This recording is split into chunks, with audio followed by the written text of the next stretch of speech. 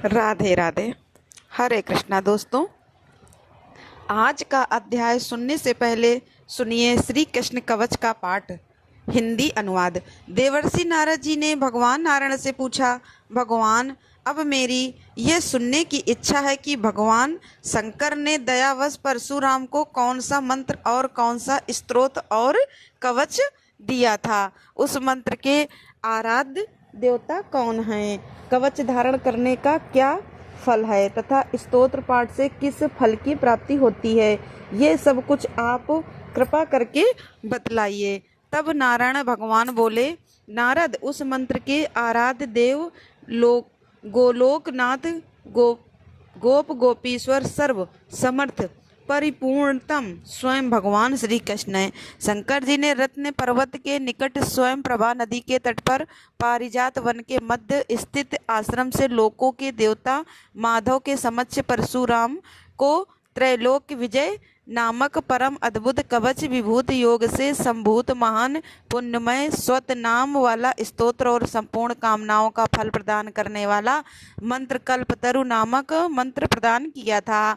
महादेव जी ने कहा, भृगुवंशी महाभागवत्स, तुम प्रेम के कारण मुझे पुत्र से भी अधिक प्रिय हो, अतः आओ कवच ग्रहण करो। हे राम, जो ब्रह्मांड में परम अद्भुत तथा विजयप्रद हैं, श्री कृष्ण के उस त्रैलोक विजय नामक कवच का मैं वर्णन करता हूँ, सुनो।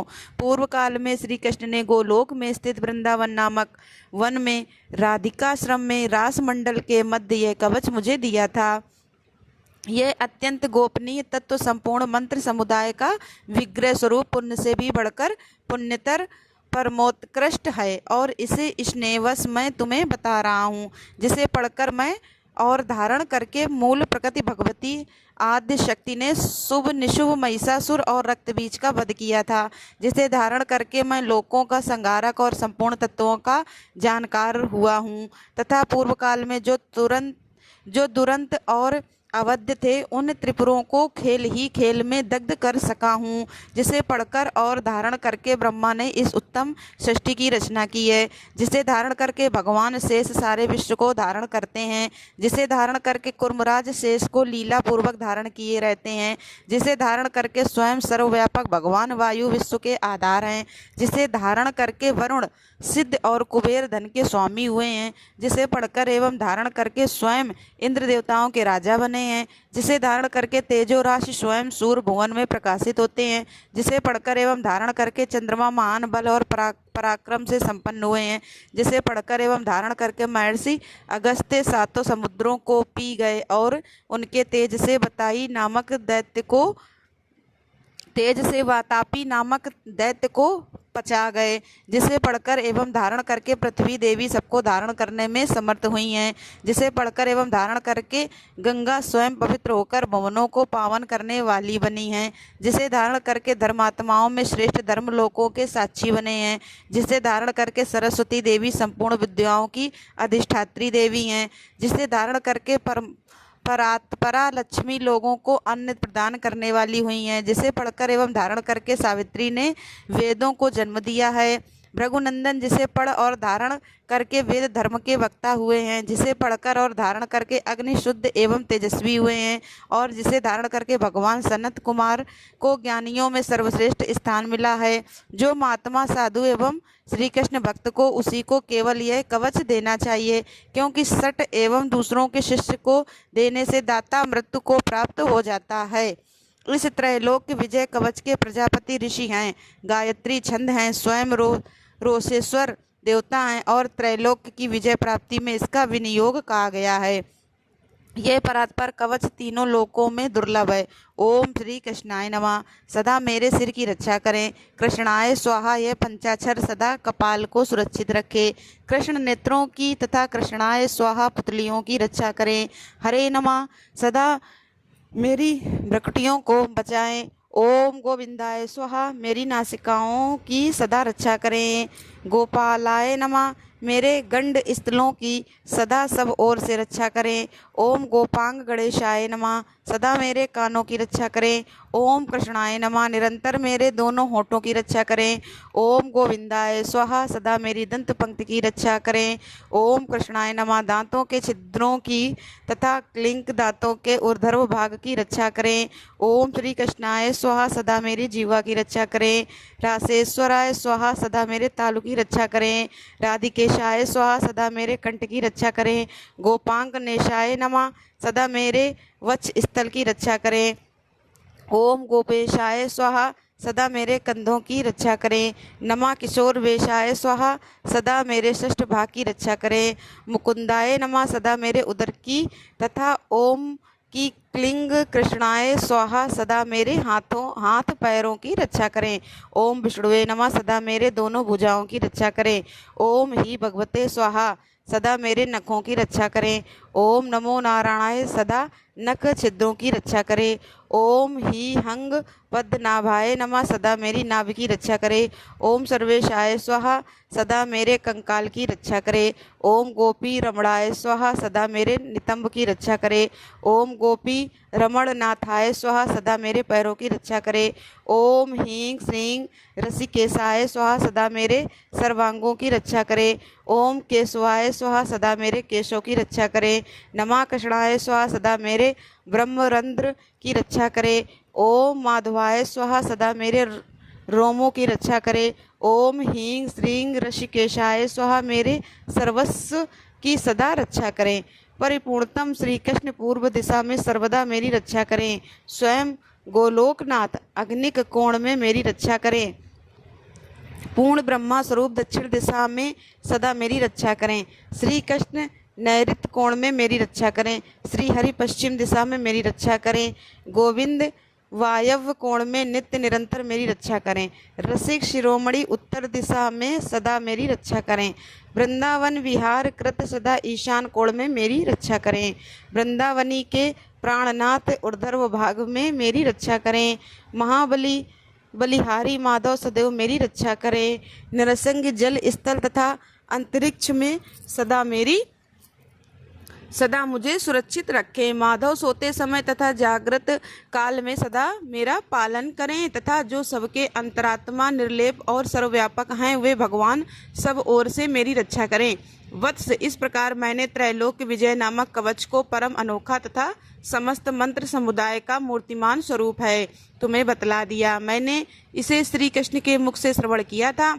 इसे जिस किसी को नहीं बतलाना चाहिए, जो विधि पूर्वक गुरु का पूजन करके इस कवच को गले में अथवा दाहिनी भुजा पर धारण करता है, वह भी विष्णु तुल्य हो जाता है, इसमें संशय नहीं है।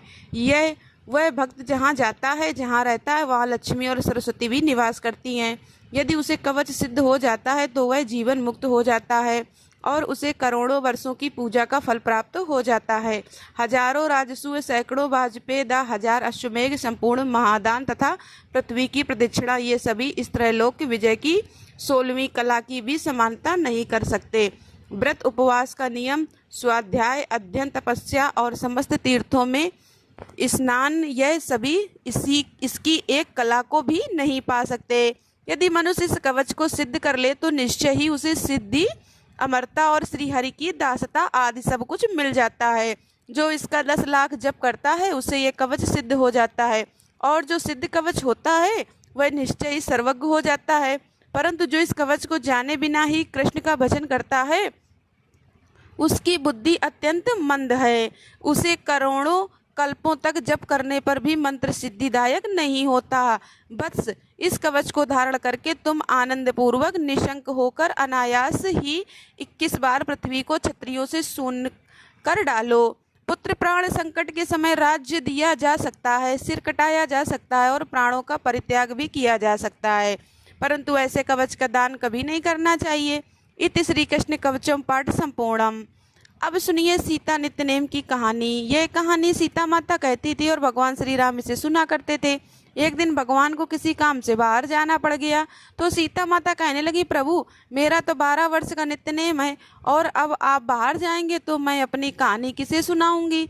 तब भगवान राम जी ने कहा कि तुम कुएं की पाल पर जाकर बैठ जाना, और वहाँ जो औरतें पानी भरने आएंगी उन्हें अपनी कहानी सुना देना। सीता माता भगवान के कहे अनुसार कुएं की पाल पर जाकर बैठ गईं। तभी एक स्त्री आई जिसने रेशम जरी की साड़ी पहन रखी थी और सोने का घड़ा ले रखा था। सीता माता ने उसे देखा तो कहने लगी कि बहन, मेरा 12 वर्ष का नित्य नेम सुन लो। तब वह स्त्री बोली, मैं तुम्हारा नित्य नेम सुनूंगी तो मुझे तो घर जाने में देर हो जाएगी, फिर मेरी सास मुझसे लड़ेंगी। उसने कहानी नहीं सुनी और चली गई। घर जाते ही उसकी रेशम जरी की साड़ी फट गई, सोने का घड़ा मिट्टी के घड़े में बदल गया।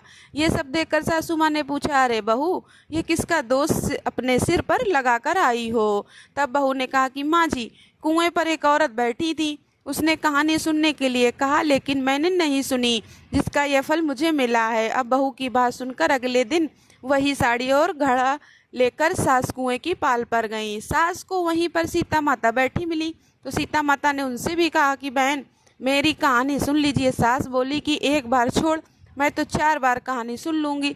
तब सीता माता ने कहना शुरू किया, राम आए लक्ष्मण आए, देश के पुजारी आए, नित्य नेम का नेम लाए, आओ राम बैठो राम, तपी रसोई जीमो राम, माखन मिश्री खाओ राम, दूध बतासा पियो राम, सूत के पलका मोठो राम, साल दुसाला पोठो राम, साल दुसाला ओढ़ो राम, जब बोलूं जब राम ही राम, राम सवारे सबके काम, खाली घर भंडार भरेंगे, सबका बेड़ा पार करेंगे, श्री राम जय जय राम। सास बोली कि बहन, कहानी तो बहुत अच्छी लगी। कहानी सुनकर सास घर चली गई और उसकी ये साड़ी फिर से रेशम जरी की बन गई और मिट्टी का घड़ा भी सोने के घड़े में बदल गया। ये सब देखकर बहू बोली, माँ जी, आपने ये सब कैसे किया? सास ने कहा, बहू, तू तो दोष लगा के आई थी और मैं अब दोष उतार कर आ रही हूँ।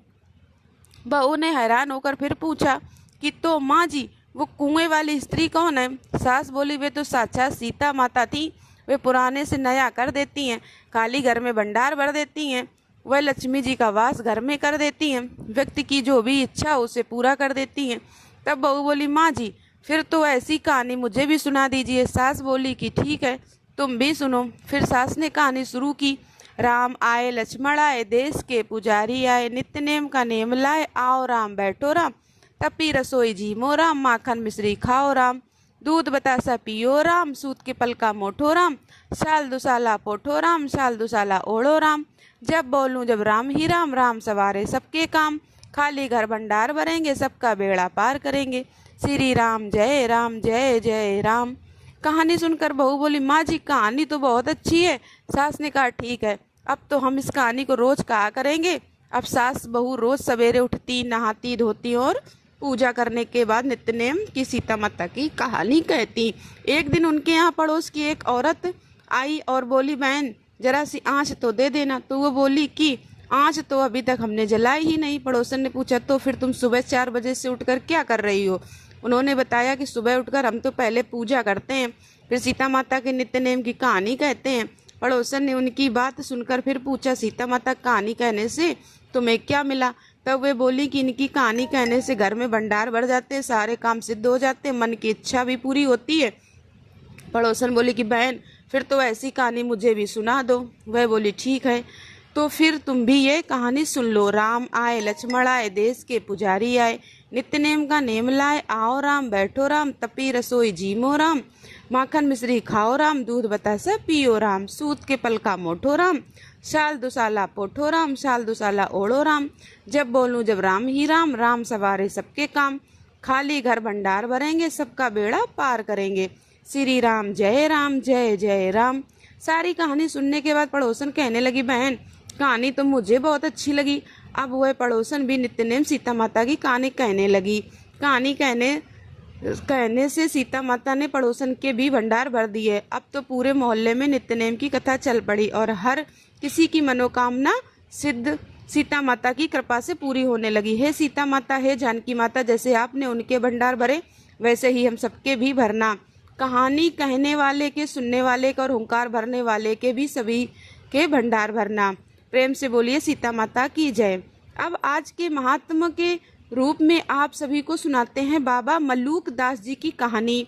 बाबा मलूक दास जो जिला इलाहाबाद के कड़ा नामी गांव में बैसाख बदी 5 संवत 1631 बिक्री में लाला सुंदरदास खत्री कक्कड़ जी के घर प्रकट हुए। जब वे 5 वर्ष के हुए तो मकान से बाहर गली में खेला करते थे और खेल के बीच में ही गली में जो कुछ भी कांटा कूड़ा करकट पड़ा होता उसे उठाकर एक कोने में डाल देते थे, ताकि किसी के पाँव में कोई कांटा कंकर या चुभ जाए ना, या रास्ते में पड़ी गंदगी से किसी को कोई कष्ट ना पहुँचे। एक दिन की बात है कि जब वह अन्य बच्चों के साथ खेल रहे थे, तभी एक महात्मा उसी गली में आ निकले और उनको देखकर उन्होंने लोगों से पूछा कि यह किसका लड़का है, और यह सुनकर कि वह सुंदरदास जी का बेटा है, उसके पिता को बुलवाया और कहा कि बड़ा आश्चर्य है कि यह लड़का गली में इस तरह अकेला खेल रहा है। इसको अजानुबा यानी लंबी भुजा इस बात का सूचक है कि यह तो 7 द्वीप का अखंड राजा हो या ऊंची साख गति को प्राप्त हो। बाबा मलूकदास जी की इतनी लंबी बाहें थीं कि जो खड़े होने से घुटने के नीचे पहुंचती थीं।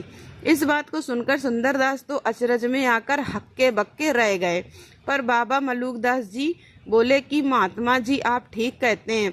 मलूकदास जी ने साधु सेवा तो बचपन से ही बड़ी निष्ठा से करते थे। जो साधु और भूखे आते उनका सम्मान करते और उनके खाने पीने की बड़ी फिक्र करते। एक दिन की बात है कि एक मंडली साधुओं की आई और उन्होंने कुछ खाने को भोजन मांगा। बाबा जी ने घर के भंडार घर में सेंध लगाकर चोरी छुपके जो कुछ भी सामग्री रखी थी वह सब निकाली और उन साधुओं को खिला दिया। शाम के समय जब माँ रसोई के समय सीधा निकालने गई तो वहाँ कुछ नहीं पाया। देखकर बेचारी रोने लगी, क्योंकि रसोई घर में रखा दाल चावल आटा सब्जी नमक सब कुछ खाली था। अब यह देखकर वो रोने लगी कि अब घर के लिए खाना कहाँ से बनाऊं, और फिर बोली हो ना हो यह काम जरूर मल्लू का ही है। इसी बीच में बाबा मलूकदास जी आ पहुँचे और पूछने लगे, माँ क्यों रो रही हो? माँ बोली कि बेटा तुम्हारी करतूत पर रो रही हूँ कि भंडारे की सारी सामग्री साधुओं को खिलाकर माँ बाप को भूखा रखोगे तुम। बाबा जी बोले, माँ लेकिन मैंने तो एक भी दाना नहीं लिया है। उनकी इस बात पर माँ झुंझलाकर उन्हें हाथ पकड़कर भंडार घर में लेकर गई। कहने लगी कि देख सारे बर्तन तो खाली पड़े हैं। लेकिन वहाँ पहुँचकर उन्होंने देखा तो उनकी आंखें आश्चर्य के मारे खुली की खुली रह गईं, क्योंकि सारी सामग्री तो ज्यों की त्यों भरी थी। उस समय उनकी माताजी को कुछ समझ में नहीं आया कि अब का देखा हुआ सच है या इससे पहले जो देख कर गई थी वह सच है। जब बाबा मलूकदास जी की अव्यवस्था 10-11 वर्ष की ही हुई थी तो पिताजी ने उन्हें व्यापार में लगाना चाहा। कुछ कंबल उन्हें देकर कहा कि जाओ मलूक इनको बाजार में बेच आया करो। देहात में हर 8वें दिन पैठ लगती है, सो यह 8वें दिन कंबल बेचने जाया करते थे। और इस बीच में कोई साधु या गरीब इनसे कुछ भी मांगता तो वह उसको कंबल ही दे देते थे, एक तक नहीं लेते थे। एक बार यह दूर के गांव में कंबल बेचने गए, लेकिन उस दिन ना तो कोई कंबल बिका और ना ही कोई ऐसा भिखारी मिला जिसे वह मुफ्त में ही दे देते। पूरा गट्ठर कंबलों का कड़ी धूप में सिर पर लादकर घर लाने में थक गए, इसलिए रास्ते में एक नीम के पेड़ की छाया में बैठ गए। तभी वहाँ पर एक मजदूर आया। कहने लगा कि 1 टका पर हम तुम्हारा गट्ठर तुम्हारे घर पहुँचा देंगे। यह सारा कंबल का गट्ठर हमें दे दो, हम तुम्हारे घर पहुँचा देंगे। बाबा मलूकदास जी ने सोचा कि चलो ठीक है, हमारा क्या जाता है, इतनी दूर चलने में हम थक ही जाएंगे। सिर पर कंबल का गट्ठर लेकर क्यों ना इसका ही भला हो जाए, इसको रुपए 1 तो मिल जाएगा। अब उस मजदूर ने कंबल का गट्ठर अपने सिर पर रखा और बड़ी तेजी से आगे बढ़ गया। बाबा जी ये सोचकर निश्चिंत हो गए कि यह गट्ठर तो घर पर पहुंचा ही देगा, इसलिए वह रास्ते में भजन कीर्तन करते हुए बड़ी बेफिक्री से आराम से चलकर अपने घर पहुंचे। उधर मजदूर के अकेले गठरी लाने पर इनकी माँ को उस पर संदेह हुआ कि यह गठरी लेकर आया है, जरूर उसने कंबल की गठरी में से कोई कंबल ना निकाल लिया हो, इसलिए चेक तो करना चाहिए। उसके लिए उन्होंने एक उपाय सोचा। उससे कहा कि मैं तुझे थोड़ा खाना खिलाती हूँ, अच्छा मैं तेरे लिए खाना परोस कर ला रही हूँ, तू आकर अंदर बैठ। और जैसे ही वह मजदूर घर के अंदर गया, बाबा मलूकदास जी की माता जी ने उसे कोठरी में बंद कर दिया कि जब बेटा आए तो गठरी का माल सहेज कर उसे जाने दे।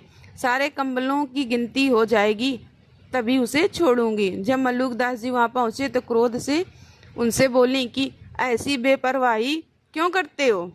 अब गट्ठर खोलकर पहले कंबल गिनो, अगर पूरे निकले तो कोठरी से मजदूर को जाने दो। मैंने उसे भोजन का कहकर अंदर बंद कर रखा है। अच्छा, अब जरा जल्दी से जाकर कंबल की गिनती तो कर लो। अब जब यह बात बाबा जी को पता चली तो वह घबराए हुए कोठरी खोलकर भीतर घुसे तो उन्होंने क्या देखा कि मजदूर तो गायब है। सिर्फ एक टुकड़ा रोटी का वहाँ पड़ा है, जिसे प्रसाद के भाव से बाबा जी ने उठाकर खा लिया और माँ के चरणों पर गिरकर बोले कि माँ, तू तो बड़ी भाग्यवान है कि ईश्वर ने तुझे मजदूर के रूप में दर्शन दिया और मुझे बहका दिया। अब मैं इसी कोठरी में बैठता हूँ, जब तक ना कहूँ तब तक खोलना और ना ही शोरगुल करना। इस तरह बाबा जी भगवत के ध्यान में बैठ गए और जब दूसरे या तीसरे दिन साक्षात दर्शन पाए तब कहीं वह उस कोठरी से बाहर निकले और माँ के चरणों में मत्थ टेका। फिर इस तरह ध्यान और भजन का नेम कर लिया। अब तो बाबा मल्लुकदास जी की कीर्ति चारों ओर फैली और हजारों आदमी दूर दूर से उनके दर्शन करने के लिए आने लगे और नित्य प्रति सत्संग और सत उपदेश से अनेक जीव वहाँ पर लाभ उठाने लगे। बाबा जी के चमत्कार और करामात की ऐसी ही और इससे बढ़कर बहुत सारी कथाएं प्रसिद्ध हैं, जिन सब के बारे में वर्णन नहीं किया जा सकता, लेकिन थोड़ी बहुत कथाएं हैं जिन्हें आपके साथ हम सुनाने का प्रयास कर रहे हैं। तो कहा जाता है कि एक बार जब बड़ा भारी अकाल पड़ा तब यहाँ तक कि पेड़ों में पत्ते तक खाने को नहीं रह गए। हजारों आदमी वर्षा के लिए हाहाकार करते बाबा जी के चरणों में जाकर गिर गए। कहने लगे, बाबा जी आप ही हमें इस अकाल से मुक्ति दिलवाइए। बाबा जी ने पहले तो अपनी असमर्थता व्यक्त की, लेकिन जब वह लोग किसी तरह नहीं माने तो दयावश उनके साथ मैदान में प्रार्थना करने लगे।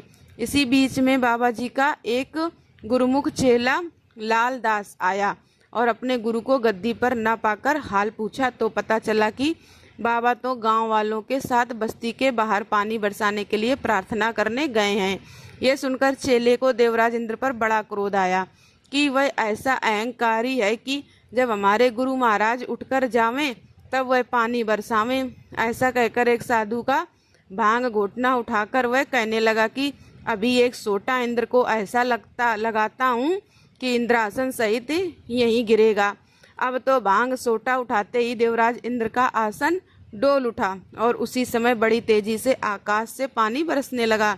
बाबा जी अभी मैदान में पहुँचे भी नहीं थे, क्या देखते हैं कि वर्षा होने लगी है। वर्षा देखकर रास्ते में ही बीच रास्ते से ही वह आश्रम को वापस लौट आए और वहाँ पर सारा वृतांत सुनाकर चेले पर बड़ा प्रसन्न हुए, बड़ा क्रोधित हुए कि देवताओं पर इस तरह जोर जबरदस्ती कभी नहीं करनी चाहिए। अरे उनसे राजी से काम लेना चाहिए। चेले ने अपनी गलती का एहसास करते हुए बड़ी दीनता से फिर क्षमा मांगी, जिस पर गुरुजी ने आज्ञा दी कि जाओ और जाकर पृथ्वी की परिक्रमा करके आओ, तभी तुम्हारा अपराध क्षमा होगा। चेला यह आज्ञा पाते ही गुरु को दंडवत करके रवाना हुआ और गंगा नदी में कूद पड़ा और वहां से समुद्र में एक जहाज के पास जा निकला। खलासियों ने उसे बहता देखकर पानी से बाहर निकाल लिया और जहाज के मालिक सौदागर के पास लेकर आए। सौदागर ने पूछा कि तुम्हारा जहाज कहाँ तबाह हुआ, जिस पर उसने जवाब दिया कि कहीं भी नहीं, मैं तो किसी भी जहाज पर सवार नहीं था, हम तो अपने गुरु की आज्ञा से पृथ्वी की परिक्रमा करने को निकले हैं।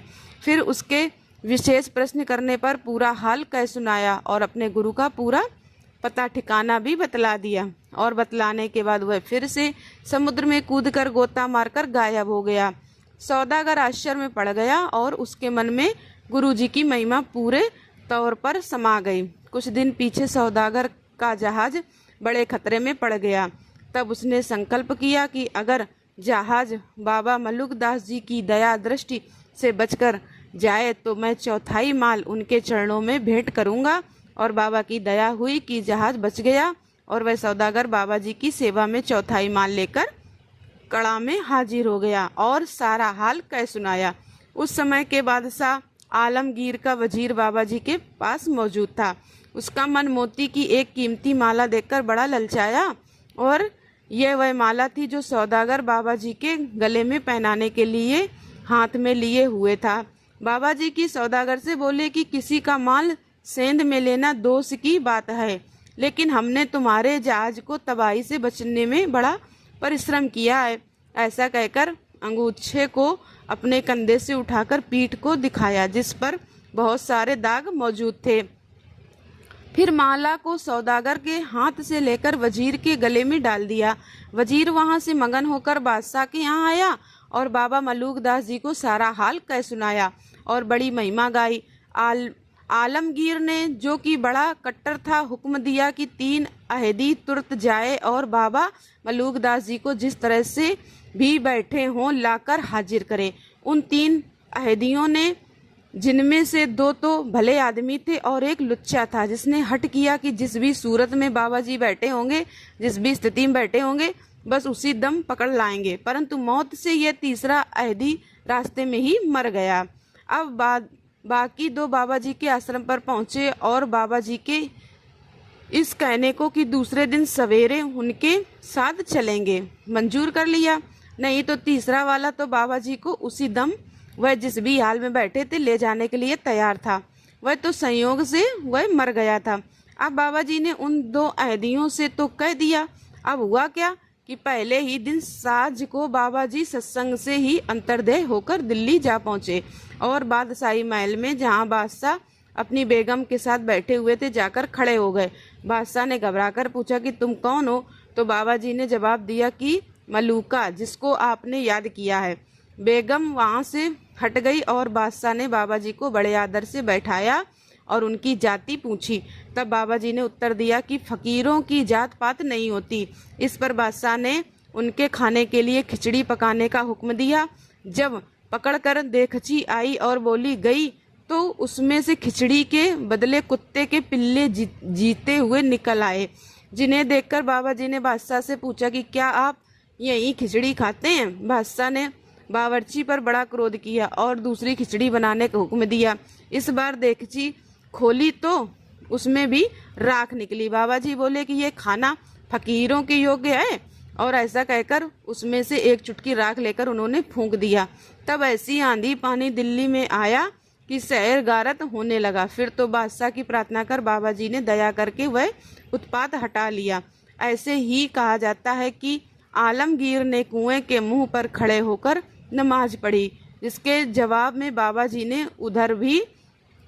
अधर भी बेसहारा लटकते हुए भजन किया। इन सब चमत्कारों को देखकर शाह आलमगीर को विश्वास हो गया।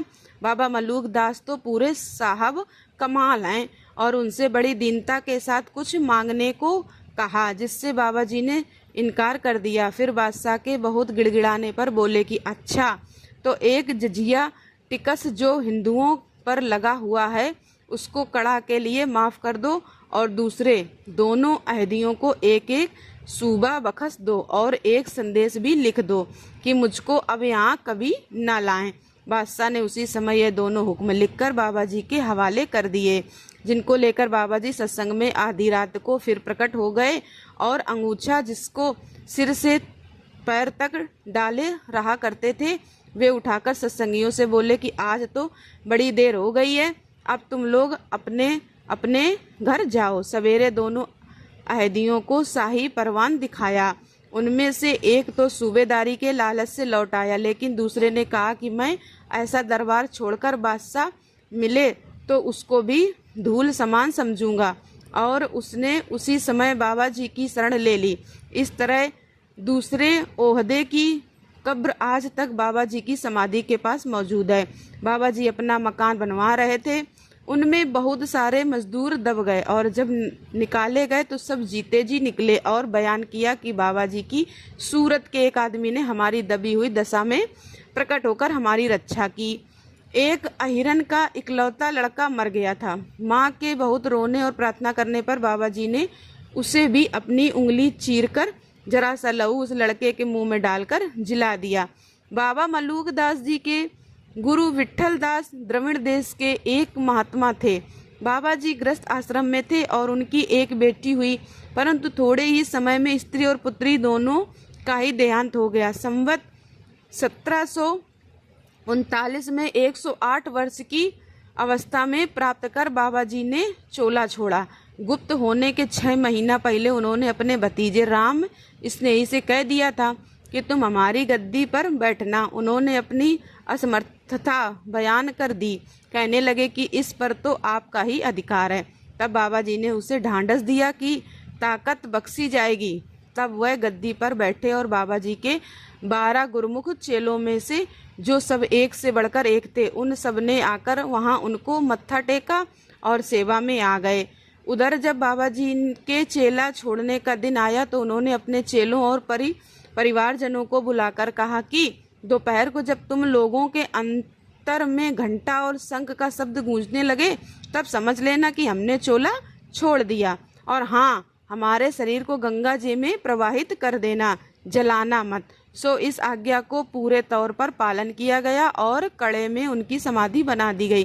कहते हैं कि बाबा जी का मृतक शरीर पहले प्रयाग के घाट पर ठहरा और एक घाटिये से पीने का पानी मांगा और फिर डुबकी मारकर काशी में निकला और वहाँ भी पानी और फिर कलम दवात मांगी, जिससे लिख दिया कि मलूका काशी पहुँचा। वहाँ से गोता लगाकर जगन्नाथपुरी में पहुँचा। जगन्नाथ जी ने अपने पंडों को स्वप्न दिया कि समुद्र तट पर एक रथी है, उसे उठा लाओ। और जब वह रथी आई तो पंडे उसे मूर्ति के सम्मुख धरकर यह खुद बाहर निकल आए और मंदिर के पट अपने आप बाहर से बंद हो गए।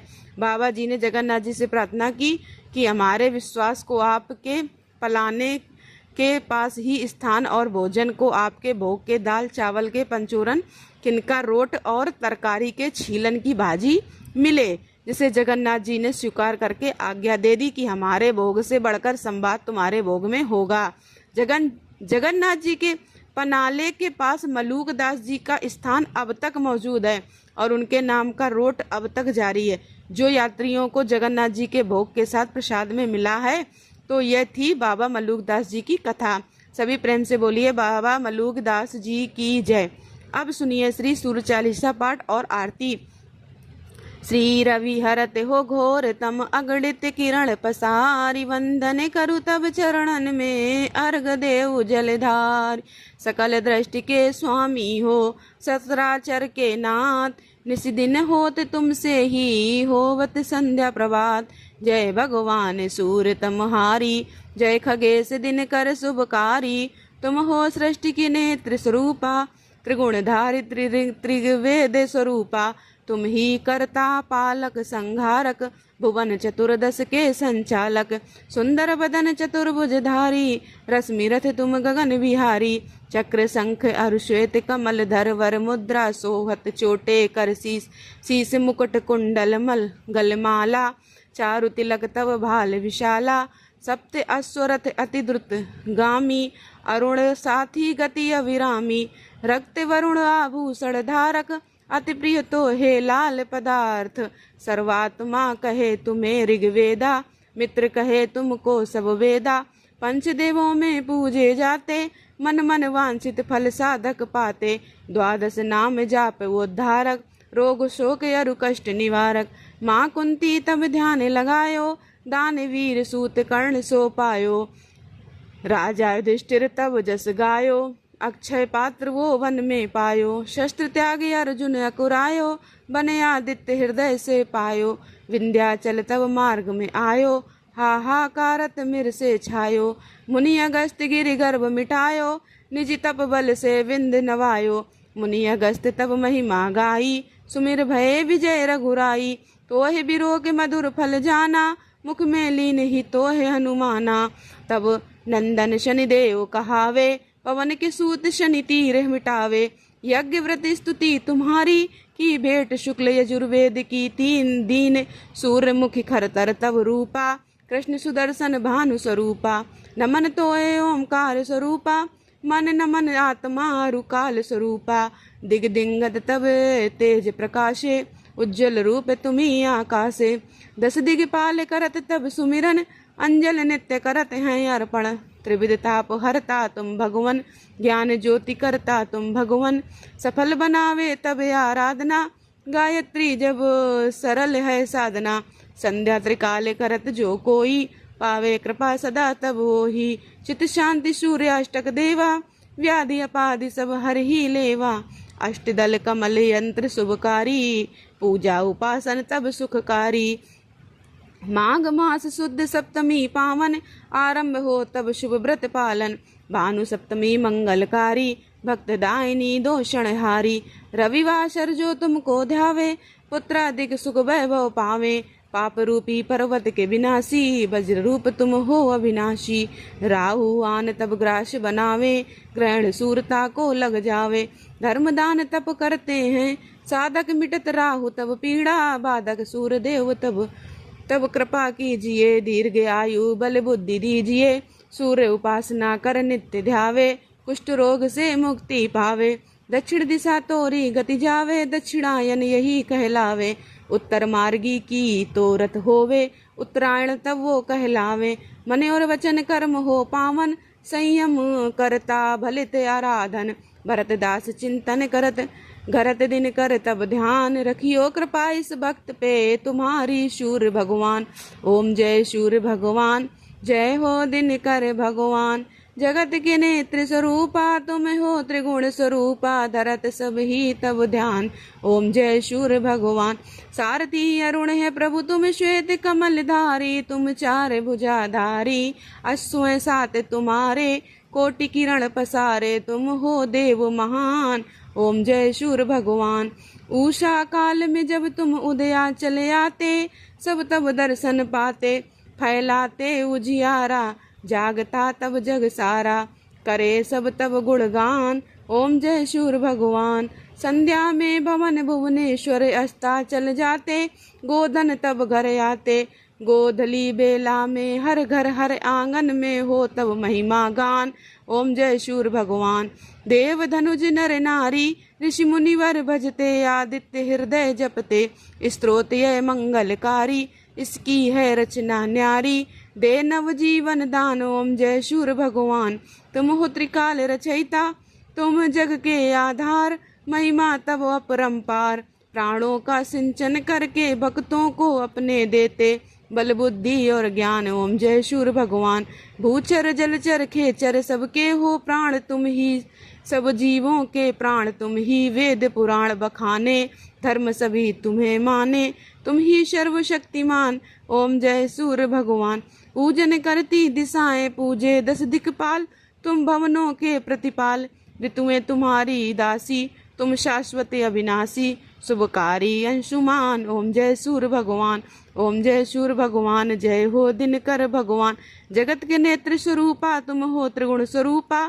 धरत सब ही तब ध्यान, ओम जय शूर भगवान। ओम जय शूर भगवान। बोलो शूर भगवान की जय। दोस्तों वीडियो को लाइक और चैनल को सब्सक्राइब अवश्य करिएगा।